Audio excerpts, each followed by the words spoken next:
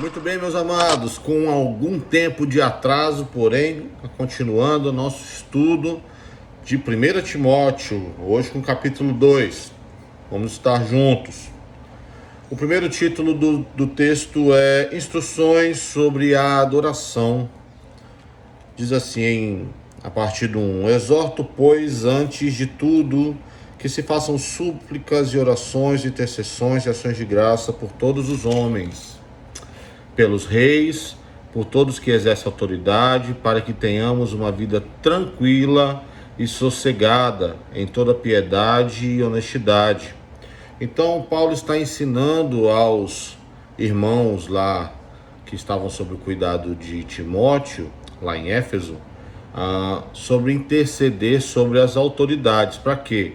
Para que haja um ambiente de ordem social, para que haja paz em toda piedade e honestidade, pois isto é bom e agradável diante de Deus, nosso Salvador. Então Deus se agrada do ambiente de ordem, é o que o Senhor deseja, né? É o que o Senhor anseia promover no meio da sociedade. Por meio do quê? Por meio da ação do seu reino, por meio da intercessão dos santos, por meio do discipulado da igreja, né? Então, existe um papel sobre a igreja de exercer uma influência tanto espiritual quanto física sobre o ambiente social, né? E no 4 diz assim: o qual ele deseja que todos os homens se salvem e cheguem ao conhecimento da verdade. Outro motivo para essa intercessão é que o ambiente de ordem possibilita o avanço do evangelho, né? O ambiente de paz possibilita que o evangelho seja pregado de forma clara e efetiva, né? 5. Porque há um só Deus, um só mediador entre Deus e os homens, Jesus Cristo, homem, Cristo Jesus, homem, que se deu a si mesmo em resgate de todos para servir de testemunho a seu tempo. Mais uma vez, Paulo aqui afirmando o valor do ministério de Cristo, que é o único meio, que é o único instrumento, é o único caminho, né? Não existe muitos caminhos. Essa ideia universal, essa ideia ecumênica não é novidade nos nossos tempos. Já era algo que os apóstolos e a cristandade tinham que lidar desde que a igreja primitiva começou, né? Desde as épocas da igreja primitiva. Então, essa ideia de que todos os caminhos levam a Deus, salvação e tal, basta a gente ter bons pensamentos. A gente não é salvo por bons pensamentos, a gente não é salvo por bondade humana, nós somos salvos pela obra redentora de Cristo na cruz. Então existe um só mediador entre Deus e o homem, Jesus Cristo, homem. Ele fala em Colossenses que ele nos rasga o escrito de dívida, né? O Senhor possibilita essa salvação, essa ascese, essa possibilidade de chegar a Deus. Por quê? Porque ele se entregou por nós. No 7 diz assim: para isso foi designado pregador e apóstolo, e por isso a necessidade do ministério apostólico. O ministério apostólico tem a ver com lançar fundamentos e servir de referência. Nós precisamos de homens e mulheres de Deus, né? A igreja, o dom ministerial do apostolado, ele é vivo e real. Muitos apóstolos hoje não têm o título de apóstolo porque a gente perdeu muito desse costume por pensar no apostolado dos discípulos e dos pais da igreja. Mas o dom ministerial apostólico de lançar fundamentos, pessoas que gastam a vida ensinando, começando os trabalhos e dando apoio a essas pessoas como uma referência, é muito real e é muito importante, né? É por isso que Paulo valoriza o seu chamado, né, de pregador e apóstolo. Por quê? Para lembrar do valor da sã doutrina que se baseia no ministério central de Cristo Jesus. Quero, pois, que os homens orem em todo lugar, levantando mãos santas, sem ira nem contenda. Então, o desejo de Paulo ao ensinar é levar as pessoas a uma paz interior, a uma paz social, a uma influência na sociedade que gera um ambiente de ordem, de paz, de tranquilidade, que faça com que as pessoas consigam viver uma vida tranquila relativamente ainda neste mundo, né? Olha que coisa bonita, né? O Senhor não é o Deus de um povo, nunca foi, desde Abraão, né? Em ti serão benditas todas as famílias da terra. O nosso Deus sempre foi o Deus de todos os povos.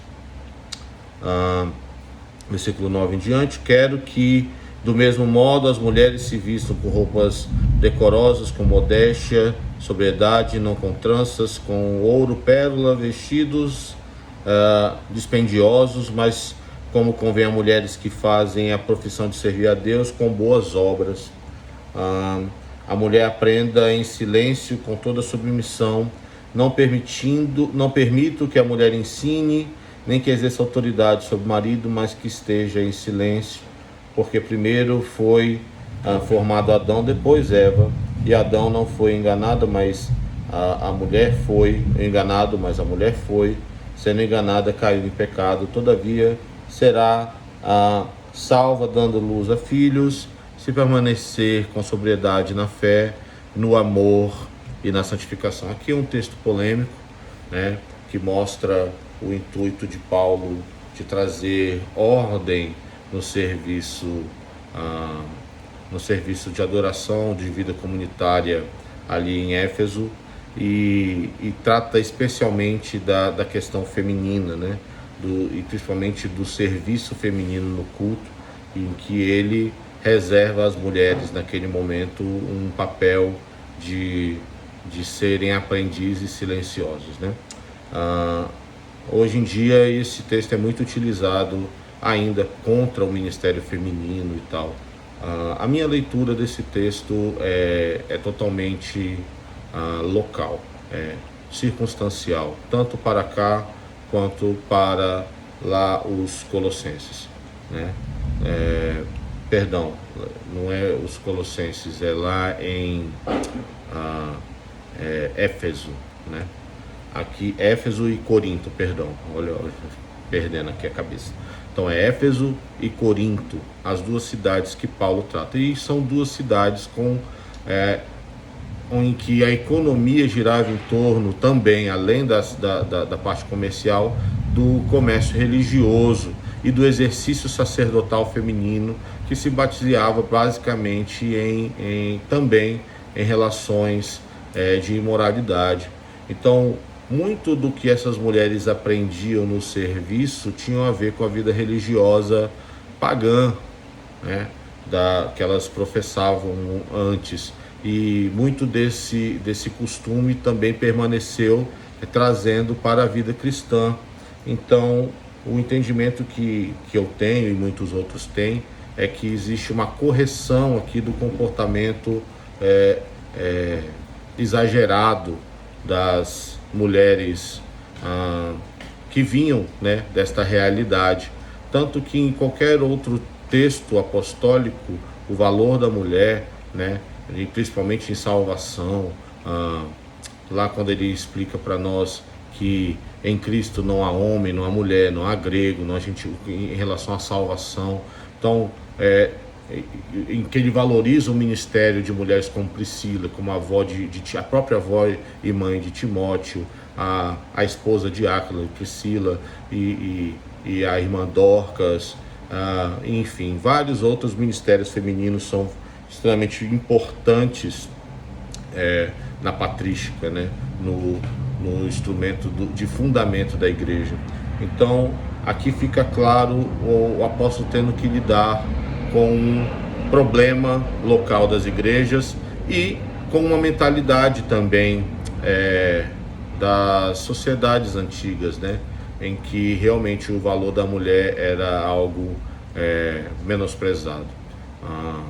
Mas é uma tentativa do apóstolo de trazer uma ordem no momento e que de maneira nenhuma, a meu ver, né, não quero aqui ser a única voz, mas o meu entendimento é que o apóstolo está trazendo uma ordem para o culto mediante a um contexto social ali em que essas mulheres cresceram no contexto de serviço pagão, né? No caso de Éfeso era o templo da deusa Diana, e lá em Corinto é o templo da deusa Afrodite.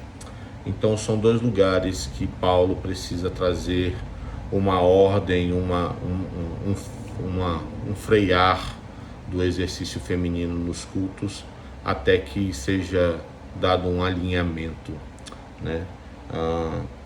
Então é esse o entendimento que eu tenho. Então este foi 1 Timóteo capítulo 2, né? Imagina o espinhedo que ele estava tendo que lidar, esse jovem rapaz aqui, né? Mas o Senhor o usa poderosamente. Então o que fica para nós desse capítulo? Fica para nós o desejo de Deus de nos conduzir a uma vida tranquila, um desejo de Deus a nos conduzir a uma vida de paz e do valor da vivência da igreja para contribuir com a ordem social e com o progresso do evangelho de forma geral, né, queridos?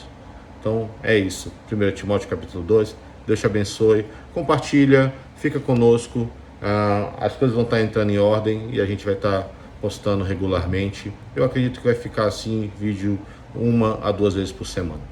Que Deus os abençoe. Estamos, 1 Timóteo vai até o capítulo 5, então nós temos aí 5 vídeos dessa série ainda. Né? 5 vídeos não, esse é o segundo, tem o 3, o 4 e o 5, tem mais 3 vídeos ainda dessa série. Beijo a todos, compartilha, se não se inscreveu no canal, se inscreve. Deus os abençoe, em nome de Jesus.